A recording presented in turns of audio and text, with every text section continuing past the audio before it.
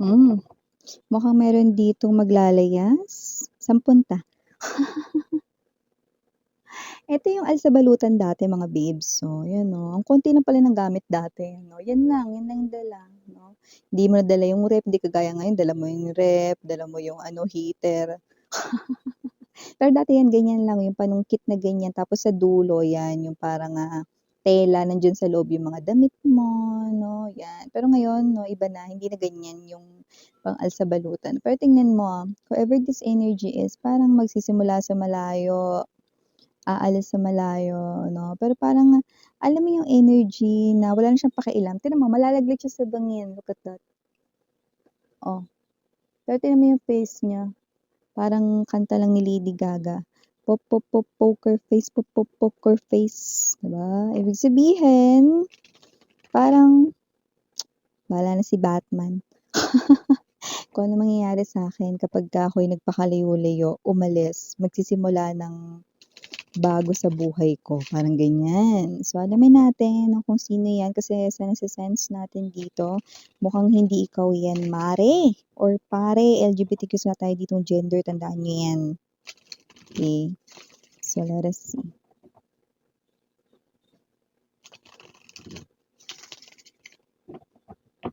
Okay.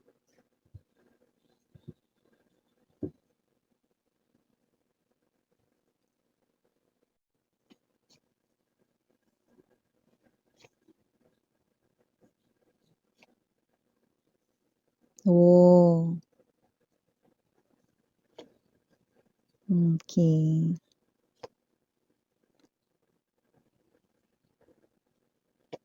So, may balak ito. May balak ito na kausapin kayo rito mismo. Seven of Wands, center ng reading, Knight of Pentacles. Okay. Okay.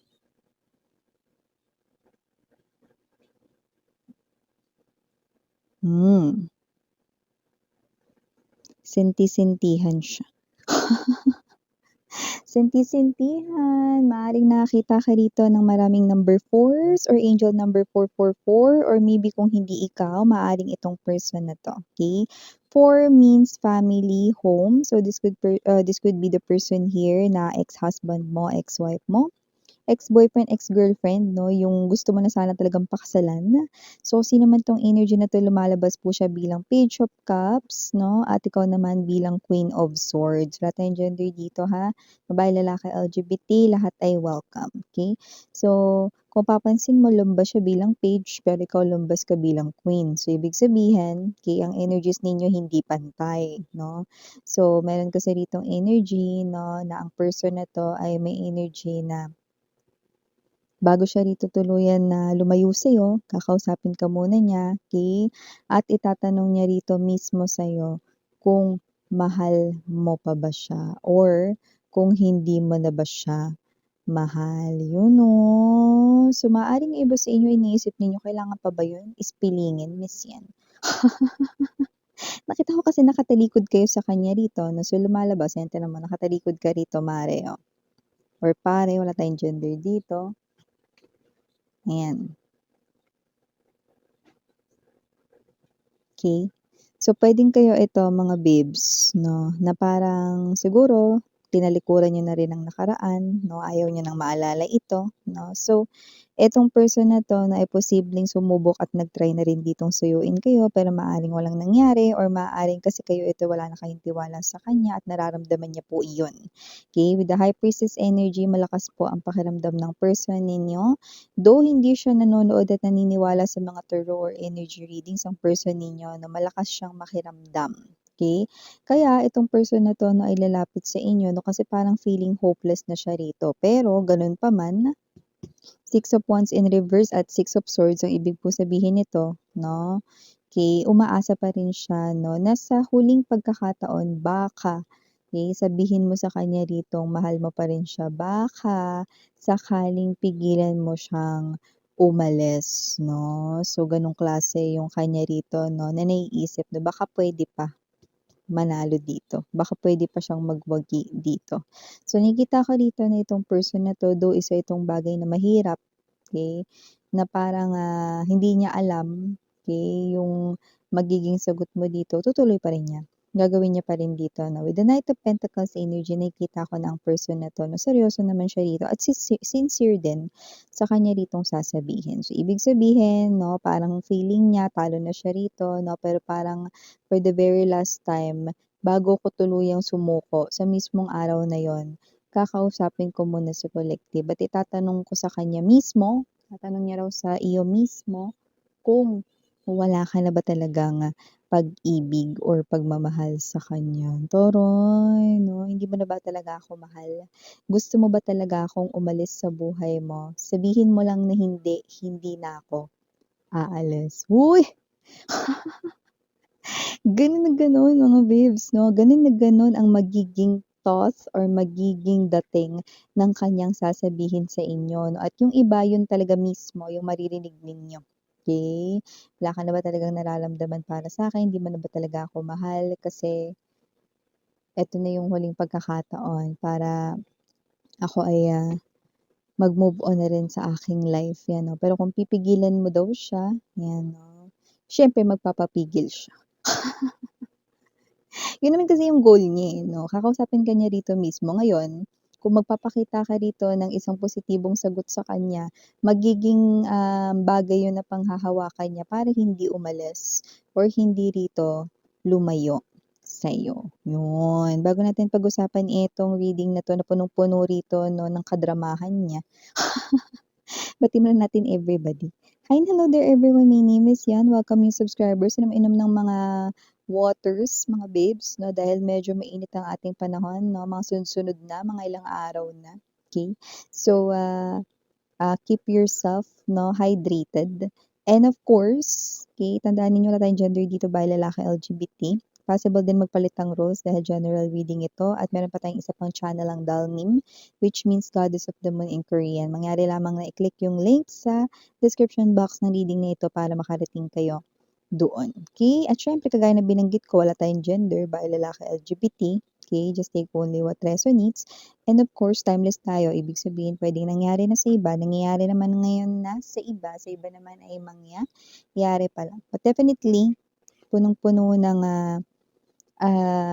parang punong-puno rito 'no, hindi ng sama ng loob 'no, kundi punong-puno rito ng bigat yung dibdib niya rito. Kasi ayaw niya naman talaga ritong umalis 'no, sa inyo, okey? Sa inyo rito ayaw niyang mag-iba ng landas 'no. Pero alam rin naman niya 'no, na may mga bagay na hindi na muling maibabalik pa, 'yan. So whatever the case may be, nakita ko rito 'no, na mas may pakialam ka pa sa pera kaysa sa kanya. Kasi dito parang karamihan sa mga nahagip kong energy, either busy kayo ngayon sa work ninyo or sa negosyo ninyo or could be both or either meron kayo ritong mga inaasikaso na may kinalaman sa kaperahan ninyo. Yung iba nakikipag-usap dito sa mga suppliers, maybe you are a business owner or an entrepreneur or maybe nakikipag-usap ka sa mga, subsidiaries ng company na pinagtatrabahuhan mo, mga ganyan, okey? Work-related, money, financial related, yun yung nakikita kong mas gusto mo na i-deal kaysa dito sa person na 'to 'no. However, you cannot, okey, change this person's plan. Hindi mo mababago ang kanyang plano rito dahil kasado na 'to, mahal. Ibig sabihin, okey, makikita mo siya rito anytime soon 'no.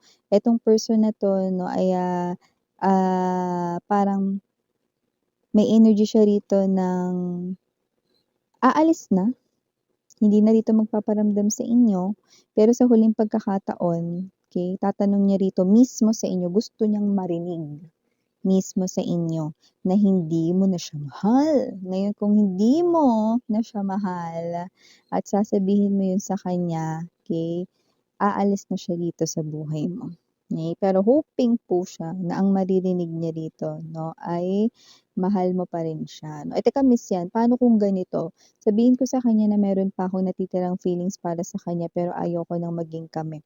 'Pag yan ang sinabi mo, lumbas din yan dito. With the Nine of Wands energy and Two of Coins 'no, 'pag sinabi mong ganyan na pero ayaw mo ng maging kayo, pero sinabi mo na may feelings ka pa sa kanya mga babes 'no or okey, may feelings ka pa sa kanya pero hindi mo alam kung, kaya mo pang makipagrelasyon sa kanya, okey, hindi siya aalis. O bakit miss 'yan, 'di ba nga sinabi ko na hindi na ako makikipagrelasyon sa kanya or hindi ko alam kung kaya ko pang makipagrelasyon sa kanya because of the keyword na may nararamdaman ka pa dahil 'yun ang gagamitin niya para buhayin ng damdamin mo. Hindi siya aalis, okey? The moment you say you love him or her pa din, the moment na sabihin mo yun, hindi na siya aalis. Kung may ticket siya 'no, pupunitin, ire-refund niya yun, 'di ba kayo mare? Siyempre di natuloy yung pag-alis niya, 'di ba? Kung may ticket siya rito 'no, 'yan, okey, for refund yun, okey? And also 'no, hindi na siya rito lilipat rito ng lugar na titirahan, ng environment na hindi ka niya iiwan, Gagamitin niya yun para i-pursue ka ulit. Basta marinig niya lang sa'yo rito 'no, yung, you still love him or her, okey? That's enough reason for him or her to stay. Even though sabihin mo pa, "Alam mo kinamumuhian kita, sobrang galit na galit ako sa'yo kasi Queen of Swords ito, eh, parang parang anytime gusto mo siya rito na tusukin ng espada mo, eh. Alam mo galit na galit ako sa'yo, eh. Alam mo nagbubwisit ako sa lahat ng mga pinaggagawa mo sa kabila ng lahat ng kabutihan ko sa'yo with the Four of, Coins energy." Ano 'to, yung iba sa inyo parang nilabas ninyo rito yung, ipon ninyo, ba't may gano'n? So whatever the case may be, puwedeng tinulungan niyo siya sa pinansiyal na yun yung problema niya or problema ng family niya, may gano'ng klase rito na specific na rason. Just take only what resonates, baka yun ay for, specific viewers watching. Yung parang pera mo nagamit mo para tulungan siya.